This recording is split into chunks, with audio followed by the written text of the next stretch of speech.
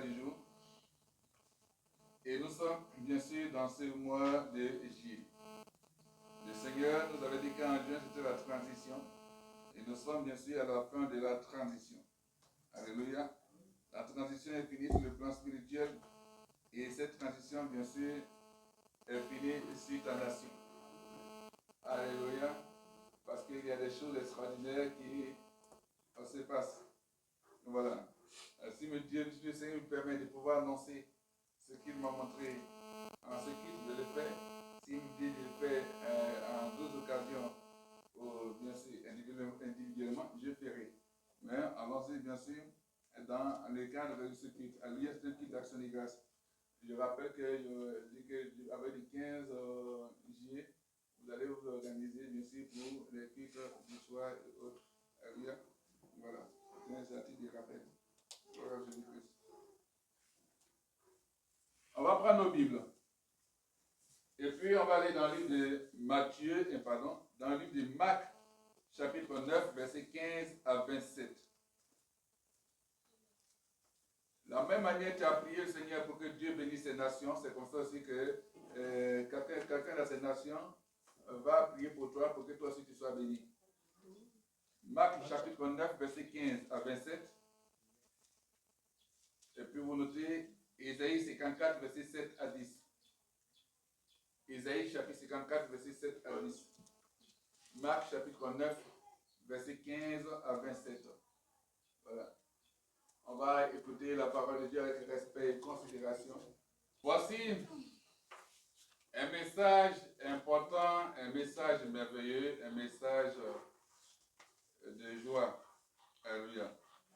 Et dans ce passage du livre de Marc, chapitre 9, verset 15 à 27, selon bien sûr la lecture faite, on voit quelqu'un qui est dans une situation très critique. Voici quelqu'un qui est dans une situation, bien sûr, où il n'y a pas de secours, une situation où il n'y a personne pour pouvoir lui venir en aide, où vraiment il ne sait pas comment faire pour venir à l'aide, à la guérison de son enfant. Il ne sait que faire.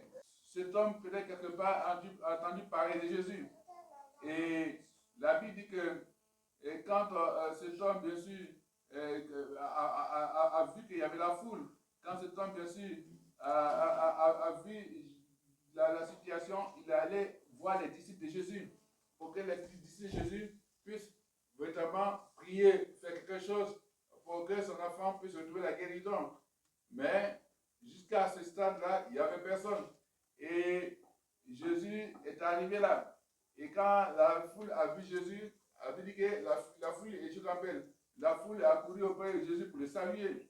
Voilà, elle était surprise. Parce que Jésus reflète la gloire de Dieu. Jésus reflète l'autorité de Jésus et de Dieu. Jésus reflète bien sûr la présence de Dieu sur la terre. Donc quand il y a Jésus, rien n'est impossible. Quand il y a Jésus, quelle que soit la situation, quelle que soit la maladie, alors on trouve la solution, on trouve la guérison. Donc on dit Jésus était là. Donc tout le monde accourt vers Jésus. Et bien sûr, il voit que les gens discutent. Il dit, vous discutez à propos de quoi? Voilà, il demande bien sûr à ses personnes, ses disciples, il est demandé sur quoi vous discutez vous avec eux. Et pendant ce temps, un homme bien sûr de la foule répond, il dit, j'ai amené auprès de toi mon fils qui est possédé d'un esprit muet. En disant ça, c'est qu'il a vu les disciples bien sûr de Jésus. Donc en voyant Jésus, en voyant les disciples, c'est comme il voyait Jésus, donc il a amené bien sûr son fils qui est possédé d'un esprit muet. Donc l'esprit a fait qu'il n'arrive pas à parler. L'esprit a fait que bien sûr n'a pas l'usage de la langue, il n'a pas le langage. Et bien sûr, en plus de ça, où il se trouve, c'est-à-dire que l'enfant est jeté par terre, donc il est muet, mais en même temps en lui habite, bien sûr, était un esprit d'épilepsie. Voilà. Donc, il y avait tout cela. Et ça le jetait partout. Et ça fait que quand il tombe, ça fait comme bien sûr quelqu'un qui est mort. Alors, il dit qu'il a prié les disciples de Jésus de chasser l'esprit et ils n'ont pas pu. Alors, Jésus va se trouver ses disciples, il va les traiter une race d'incrédules. Voilà, quand il dit race d'incrédules, je veux être bien sûr une espèce, bien sûr, un groupe d'incrédules. Vous ne croyez pas. vous marchez avec moi, mais parce que vous ne croyez pas, vous écoutez ma parole, mais vous ne croyez pas. Vous entendez les messages, vous voyez les miracles, mais vous ne croyez pas, race d'incrédules. Je dis, jusqu'à quand je vais rester avec vous? C'est que même quand je ne suis pas là, vous êtes en mesure de faire ce que je fais. C'est ce que dit Jésus. Donc, je vais vous supporter jusqu'à quand? Amen. C'est-à-dire qu'en réalité, vous marchez avec moi, mais vous n'avez pas la vision, vous ne voyez pas la vision. Alors que si je ne suis pas là, vous ne pouvez pas alors tenir le peuple. Vous ne pouvez pas faire, bien sûr, ce que vous demande le Saint-Esprit. Hein? On lui amène, bien sûr, ce malade, et quand l'enfant a vu Jésus, alors l'esprit même sait qui est là. Donc l'esprit a commencé à s'agiter, à la violence. Donc il est tombé par terre, l'enfant tombe par terre, et il se roule, bien sûr, en écume. Voilà. Et quand on dit écume, il y a des choses qu'on appelle l'écume, il y a des crachats, bave, la soie de sa bouche. Donc Jésus demande bien sûr au Père, depuis combien y a-t-il de temps que cela lui arrive? Vous voyez, par en bas de son supplice, non, mais s'il est prophète, pourquoi il me pose des questions? Jésus sait, mais il demande, il pose la question, depuis combien de temps ça arrive? Alors, non, Jésus pourrait lui dire quand ça arrivait, mais il pose la question, pour dire que le prophète a le droit de poser la question sur certaines situations. Voilà, qui peut savoir, mais il pose la question pour pouvoir savoir si toi-même tu dis la vérité. Donc c'est ça, depuis quand cela arrive, et depuis son enfance, répondit-il. Et souvent l'esprit l'a été dans le feu et dans l'eau pour le faire périr. Mais si tu peux quelque chose, viens à nos secours, aie compassion de nous. Donc si tu peux quelque chose, aie compassion de nous, aie compassion de nous. Voilà, viens à nos secours, aie compassion de nous. Et Jésus lui dit, si tu peux, tout est possible à celui qui croit. Alléluia. Et quand Jésus finit ça, alors aussitôt le Père, bien, il se met au pied de Jésus. Il dit, je crois, viens au secours de mon incrédulité. Voilà, donc viens me sauver. Parce que vraiment, l'incrédulité, de toute façon, c'est encore pas. Mais l'incrédulité, c'est qu'il ne croit pas du tout. Donc viens au secours. Jésus voit la foule venir, alors il ménage l'esprit impur et dit, esprit mien et sourd, je te le donne, sors de cet enfant et n'y rentre plus. Et l'esprit est sorti, et en poussé des cris, l'esprit est parti. Voilà, Jésus a fait lever l'enfant en le tenant debout. Alléluia. Voici c'est une situation qui se passe. Alors, quel serait donc le thème de ce mois de juillet? Je dormais et le Seigneur m'a montré, bien sûr, dans mon songe, l'écriture écrit, bien sûr, ce mot écrit en blanc, j'ai vu compassion. Parce que le Seigneur a vu, bien sûr, compassion. Alors je me suis levé et dit, tiens, le Seigneur dit, c'est un mois, on rentre dans un mois de compassion. Donc c'est le mois de la compassion de l'Éternel. Je n'ai pas dit compassion S à la fin, il ne parle pas de compassion, mais il dit compassion tout court, parce que ce que je vois, c'est ce qu'il dit. Et donc, pour nous, en mission pour Jésus-Christ, pour moi, le Seigneur va manifester sa compassion, bien sûr, vis-à-vis de son serviteur, vis-à-vis de ce ministère. Donc c'est un mois de compassion. Donc c'est le thème du mois compassion de l'Éternel, et le thème, bien sûr, c'est de ce culte qui va mettre compassion de l'Éternel. Voilà, compassion de l'Éternel. Alléluia. Voilà. Donc c'est la compassion. C'est pour ça qu'il dit, mais Seigneur, je vais à quel terme? Il dit, regarde, quand le gars est venu, il a envoyé son enfant, il dit, mais si tu peux quelque chose, viens à notre secours, aie compassion de nous. Alléluia. Donc, il demande la compassion de Dieu. Il demande la compassion de Jésus-Christ. Parce que sans sa compassion, aucun amour ne peut s'exprimer. Gloire à Jésus-Christ. Gloire à Jésus. Donc, on voit que on rentre dans un temps de compassion. Donc, c'est la fin de la transition. La transition est finie. C'est la compassion de l'Éternel qui va se manifester pour toi dans ta vie, dans ce ministère et dans ta nation. Amen. Donc, c'est le temps de la compassion de Dieu, l'amour de Dieu pour nous. C'est le temps de l'amour de Dieu pour toi. C'est le temps de l'amour de Dieu, bien sûr, pour ta nation. C'est le temps de l'amour de Dieu pour son peuple. Gloire à Jésus-Christ. On a fini la transition. La transition, c'est fini. Il y a le temps de la compassion. Parce que ce qui est fait sur le plan spirituel, c'est reproduit sur le plan physique. Alléluia. Et c'est ça. C'est ça que le Seigneur ouvre nos yeux et puis nous parle. Donc, quand on parcourt Marc chapitre 9, verset 15 à 27, pour que la compassion, l'amour se manifeste, alors il faut qu'il y ait la foi. C'est cela qu'il va dire que viens à nos secours et compassion de nous. Jésus lui dit, si tu peux, tout est possible à celui qui croit. Donc, croire, c'est la foi.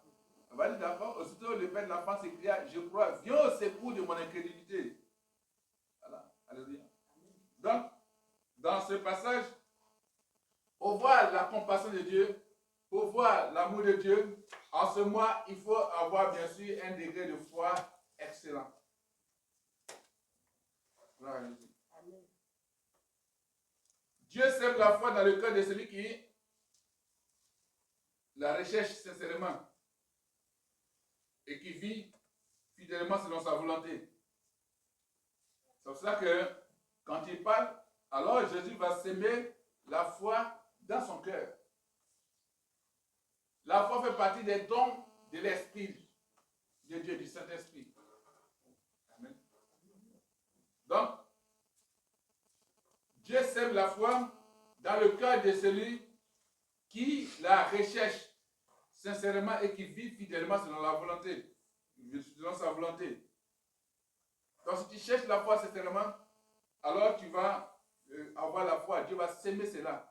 Et quand il sème, ça grandit, ça pousse. Amen. Ça va à des niveaux, à des étapes, à des échelons. C'est pour ça que la foi, il faut savoir que la foi est un don que Dieu donne pendant notre vie sur terre. Amen. Dieu va donner la foi quand il sera dans son royaume, il sera au ciel. Là-bas, il n'y a plus question de foi. Et là, tu vis la chose maintenant. Donc, Dieu donne sa foi. La foi est un don que Dieu donne pendant notre vie sur terre. Le doute se mêle souvent, bien sûr, à notre foi. Le doute se mêle souvent à notre foi. On a vu. Il dit, si tu peux, voilà. Il dit, viens, c'est parce qu'il a foi qu'il est venu quelque part, mais le doute était installé dans son cœur. Donc il va dire, Seigneur, si tu peux.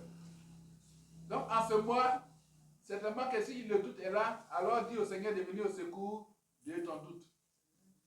Alléluia. C'est un mois de la compassion de l'Éternel. Donc, je dis que pendant notre vie sur terre, le doute se mêle souvent à notre foi. Ce qui ne veut pas dire que Christ n'exaucera pas nos prières. Non. Car il nous comprend et il compatit à nos faiblesses. Et que même si le doute est là, ça ne veut pas dire que Dieu ne va pas t'exaucer. Amen. Tu regardes à lui, mais tu ne l'as pas abandonné. C'est différent. C'est quand tu dis non, je ne crois plus. Bon, toi tu ne crois pas, donc tu es parti.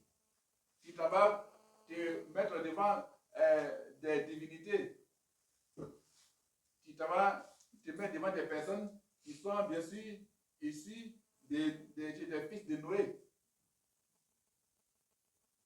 Donc, parce que tu envoies quelqu'un, que tu crois en lui, c'est vous savez que cette personne est issue des fils de Noé, selon qu'on a vu dans le livre de Genèse chapitre 10. Donc, du coup, de ce que Dieu a créé. Parce que Dieu compatit, il comprend et il compatit à nos faiblesses. C'est que quand il voit une faiblesse quelque part, il se met de ton côté. Amen. Quand tu compatis à la douleur de quelqu'un, tu es avec la personne. Amen. Donc souvent il peut avoir le doute, mais ce n'est pas le rejet. Donc nous devons reconnaître notre incrédulité parfois et prier pour qu'il nous donne la foi nécessaire. Amen. Au moins, oui, ça nous arrive de pouvoir douter un peu quand ça met du temps. Est-ce que c'est toi qui as parlé? Est-ce que ça vient de Dieu? Est-ce que c'est pas moi-même? En ce moment, tu veux le doute. Mais Dieu compatit, il sait. Parce qu'il sait que c'est lui qui t'a parlé. Peut-être que tu vas avoir plus de clarté. C'est cela qu'il y a doute. Mais ton doute, ce n'est pas le doute des choses des autres. Qui dit il ne croit pas. L'incrédulité. Ton doute n'est pas un doute qui rejette ta foi. Non. Donc, Là, il dit que bien sûr, le doute se mêle souvent à notre foi. Parce que nous croyons déjà. Nous savons déjà. Voilà. Ça ne veut pas dire que Dieu ne va pas t'exaucer. Dieu ne va pas exaucer tes prières. Parce que Dieu te comprend. Ça arrivait à ses disciples. Ça veut dire race d'incrédules.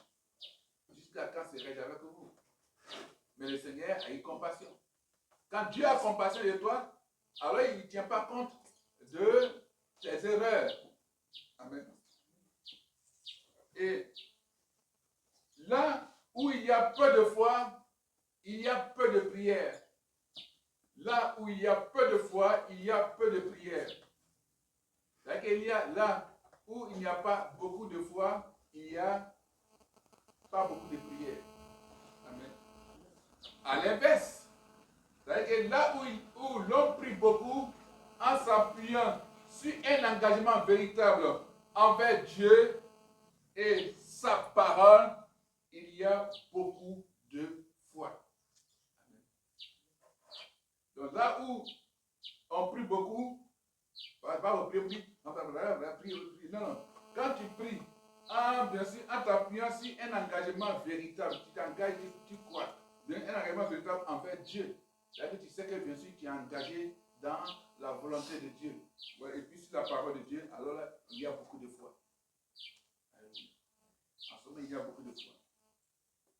Donc, notre foi en Dieu et sa parole lui impose sa compassion envers nous. Notre foi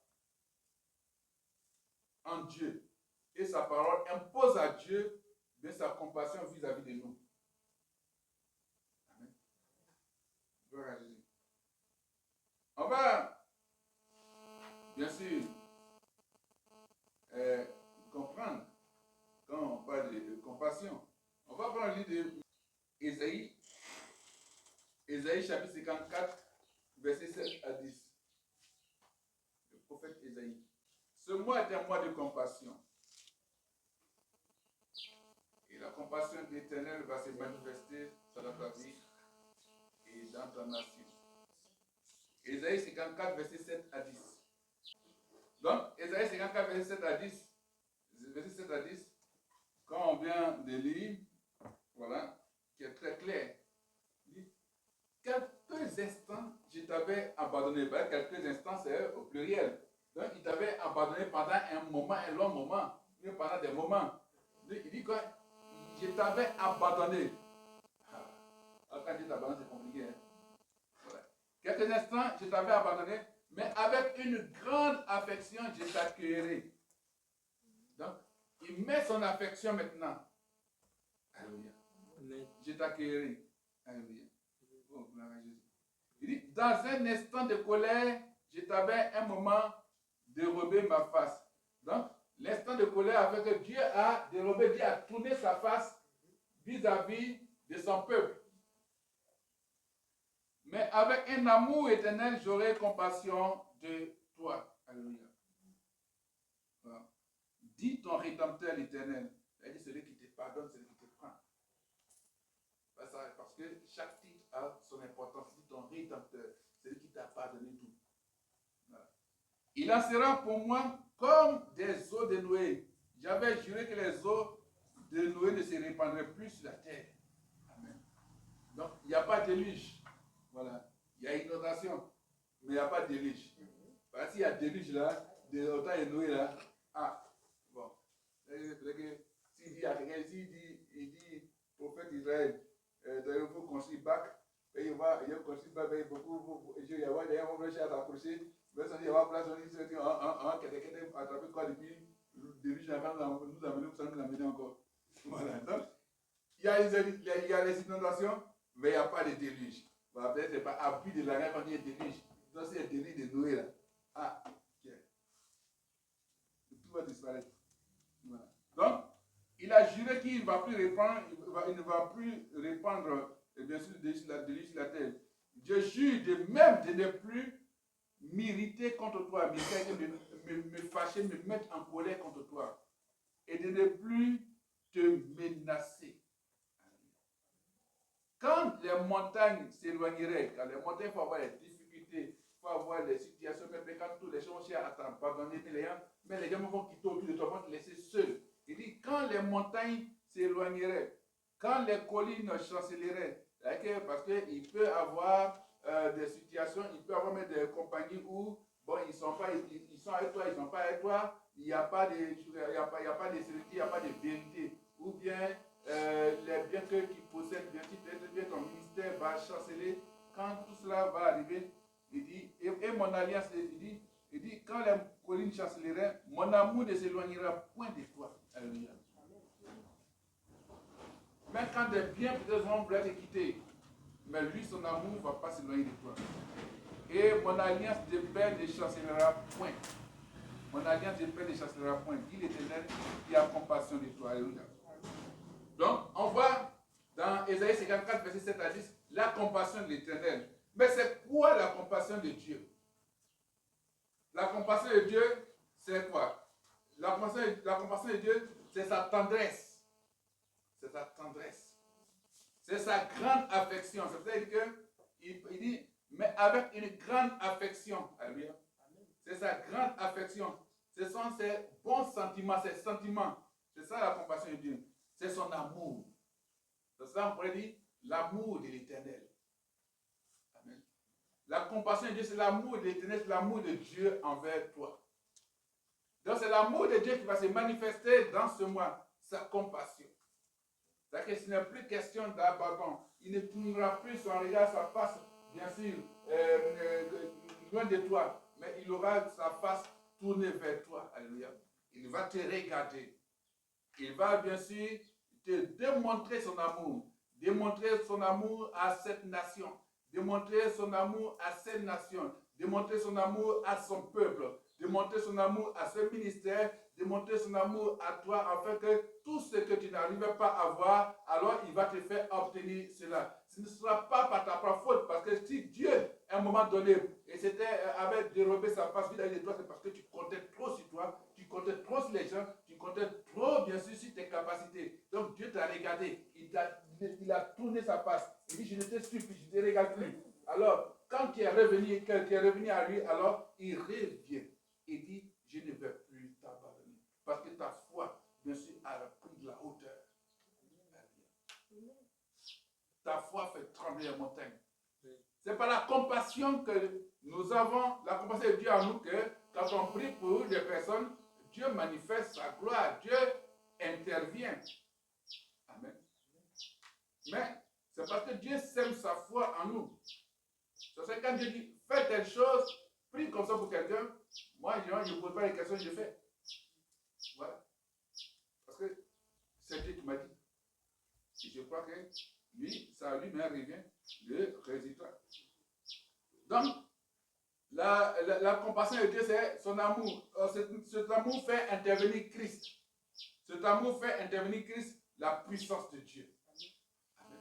La compassion de Dieu fait intervenir Christ, fait intervenir le Saint-Esprit, fait intervenir la puissance de Dieu. L'amour, la compassion de Dieu fait intervenir le Saint-Esprit. Alléluia. La compassion de Dieu fait intervenir les anges. Alléluia. Donc, fait intervenir Dieu. Gloire à Jésus. Il a créé la nature, il a créé les oiseaux, je suis le Seigneur. Alléluia. Ésaïe 54, verset 7 à 10, le dit bien. Quelques instants, je t'avais abandonné. Il t'avait abandonné. Quelques instants, il t'avait abandonné. Mais il ne t'abandonne plus. Il exprime son affection. Il t'accueille. Donc, celui qui est digne de nous accueillir s'appelle Jésus-Christ. Celui qui est digne de converser, d'échanger avec nous s'appelle Jésus-Christ. Amen. Celui qui est digne de pouvoir nous exprimer son amour, sa grande affection s'appelle Jésus-Christ. C'est vrai moment, il était en colère. Il nous avait, à un moment donné, dérobé, caché sa face. Attends, c'est que quand tu pries, tu n'attends pas Dieu de parler. Tu dis, mais Seigneur, est-ce que tu m'entends? Il t'avait bien sûr éloigné, il t'avait caché sa face. Mais il dit que son amour est éternel. C'est pour cela qu'il a compassion. Il t'exprime son amour. Il t'exprime bien sûr ce qu'on appelle sa tendresse. Et il vient à toi. Alléluia. Amen. Il a une compassion pour toi. Alléluia. Gloire à Jésus. En d'autres termes, il a pitié pour toi. Amen. Il a pitié pour toi, il a pitié de toi. Gloire à Jésus. C'est ça qu'il est bien, celui qui vient pour être ton rédempteur. Celui qui te place à la place donnée. Celui qui te donne bien sûr toute ta divinité. Celui qui te donne ta position de grandeur. Alléluia.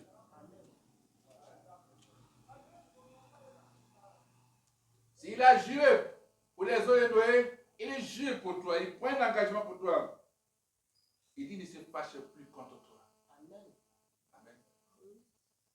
Quand les disciples, même s'ils n'ont pas pu chasser l'esprit, s'ils ont exprimé l'incrédulité pendant ce moment, le Seigneur ne s'est pas fâché contre eux. Il ne les a pas abandonnés. Amen. Il a dit race d'incrédules. Ça leur a fait mal, mais c'est normal. C'est lui le leader. Il dit, je vous ai montré, je vous ai enseigné, pourquoi est-ce que vous n'arrivez pas? C'est que vous ne croyez pas. Si vous ne croyez pas, comment les vont croire? Comment les esprits vont partir? Il dit qu'il ne va plus te menacer. Ce sont des promesses, des prophéties de Dieu pour toi. Même si les situations, les problèmes s'éloignent, ou bien même si, bien sûr, les hommes, ou bien sûr, les grandeurs s'éloignent de toi, même si les choses, les collines, les gains chancellent, ou pour atteindre le but, il y a un moment où tu chancelles, lui, il aura toujours son amour pour toi. Et son alliance de paix ne va jamais chanceler, ne va jamais trembler. Amen. Pourquoi? Parce qu'il a compassion de toi. Donc en ce mois, Dieu manifeste sa compassion à ceux qui sont stériles, à ceux qui sont improductifs, à ceux qui sont nécessiteux, à ceux qui sont dans des situations difficiles, à ceux qui traversent des moments difficiles, qui sont bien sûr dans des cas de maladie où il n'y a pas de guérison, à ceux qui ne voient pas de clarté. Ce mois-ci, Dieu manifeste sa compassion. Toi seulement, aie foi en lui. Tourne ta foi, ton cœur vers lui. Pas seulement au bout des lèvres, mais il faut le manifester. Il faut vivre cela. Et tu vas voir l'amour de Dieu se manifester. Si cette nation se tourne vers Christ, la compassion de Dieu se manifeste dans cette nation en ce mois-ci. C'est qu'il y a fait sur le plan spirituel. Ouvrez les yeux et vous verrez. Amen. Donc, Dieu manifeste son amour à ceux qui voient que rien ne va dans leur vie. Quand on parle de stérilité, c'est que rien ne va. Tout est là, ça ne bouge pas. Mais Dieu vient pour dire que la graine de l'amour qui est sémée va produire. Alléluia. Va grandir avec sa foi, avec cette foi. Et Dieu va te rétablir dans la gloire de ta vie. Alléluia. Donc, Dieu va manifester sa compassion, son amour à ceux qui sont stériles et il va les rétablir dans la gloire de leur vie. Alléluia. Amen. Donc, Dieu te rétablit dans la gloire de ta vie. Amen. En ce mois, tu vas voir sa part à partir de ce mois. C'est vrai qu'on dit que c'est le mois de la plénitude de Dieu. Par exemple, bien sûr, sur le 7e mois que tout. Mais moi, je dis que c'est le mois où Dieu t'exprime, Dieu te donne, Dieu te manifeste sa compassion. Il manifestera la compassion dans cette nation. Et il manifeste la compassion dans ce ministère. Et les choses vont se manifester. Donc nous devons dire au Seigneur Jésus-Christ d'avoir pitié de nous. Alléluia. D'avoir pitié de nous. C'est à lui que nous devons parler. Nous devons dire à Dieu, à Christ, d'avoir pitié de nous. Alléluia. Et c'est une chose importante. La compassion de Dieu est sa tendresse envers nous. Alléluia. La compassion de Dieu, c'est sa tendresse envers nous. Parce que quand une mère manifeste sa tendresse envers son enfant, on voit cela. Quand un père manifeste sa tendresse envers son enfant, on voit cela. Amen. Voilà, c'est tendre, c'est la douceur. Gloire à Jésus-Christ. Et en ce mois, Dieu manifeste cette tendresse envers nous. Gloire à Jésus-Christ. Le Seigneur nous renforcera son amour dès ce mois-ci. Il va renforcer. Amen. C'est-à-dire que son amour est en nous, mais il va renforcer son amour, bien sûr, en nous dans ce mois-ci. Fais-lui confiance. Donc, c'est que d'abord, avant cela, il sème la foi dans ton cœur. Avant cela, il sème un degré, une mesure de foi dans ton cœur, afin que tu crois, afin que tu tournes véritablement vers lui et vers sa parole. Amen. Parce qu'avoir foi en Dieu, sans sa parole, tu n'as rien fait.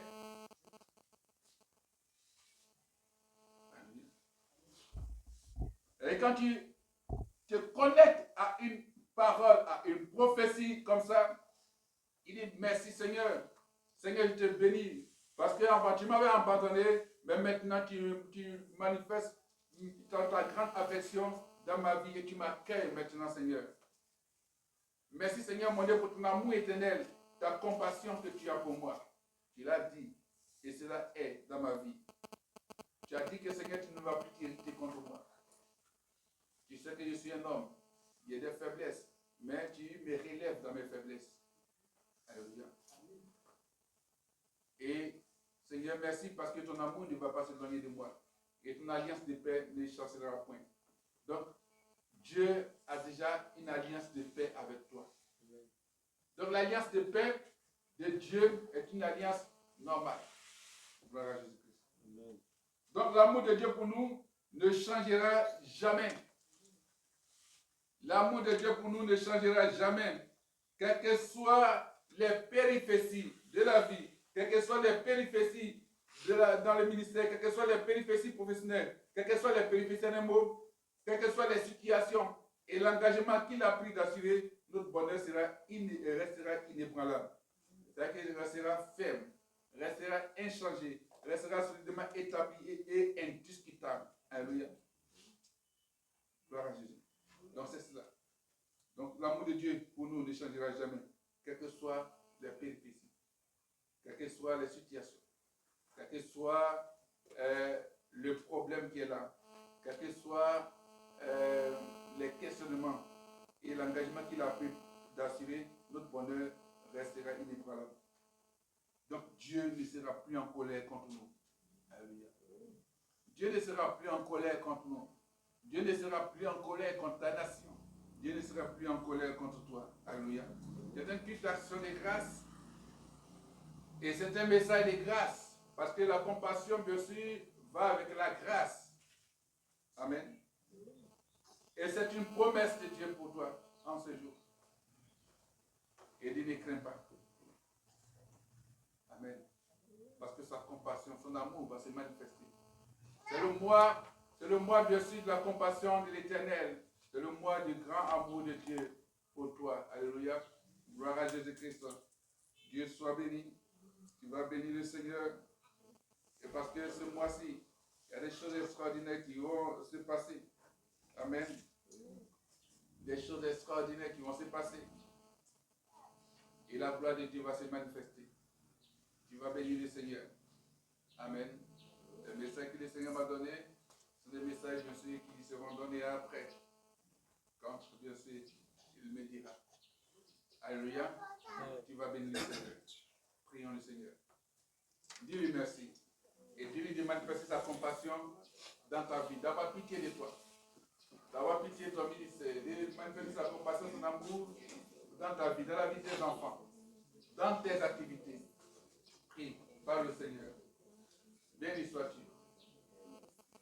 Dieu de gloire, je bénis ton nom, je magnifie ton nom. pour prier. Béni sois-tu, Seigneur Dieu, pour ta grâce. Merci, Seigneur, de manifester ta compassion. Manifester ton amour dans ma vie. Manifester, Seigneur Dieu Tout-Puissant, ton amour pour ma nation. Manifester ton amour, Seigneur mon Dieu, Père, dans ce ministère.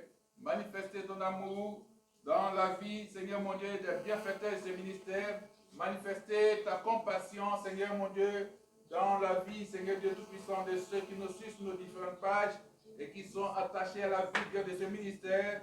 Ceux qui sont, Seigneur mon Dieu, Papa, Père Dieu Tout-Puissant, Papa, plongé, Seigneur mon Dieu, dans la volonté que tu as dans ce ministère. Merci de manifester ta compassion, Seigneur mon Dieu, pour les fils spirituels, les filles spirituelles, pour ceux-là, Seigneur mon Dieu, qui suivent le culte avec nous, Seigneur Dieu Tout-Puissant. Béni sois-tu, gloire à toi. Merci, Seigneur, parce que tu nous as exaucés. Au nom puissant de Jésus-Christ, j'ai prié, je suis exaucé.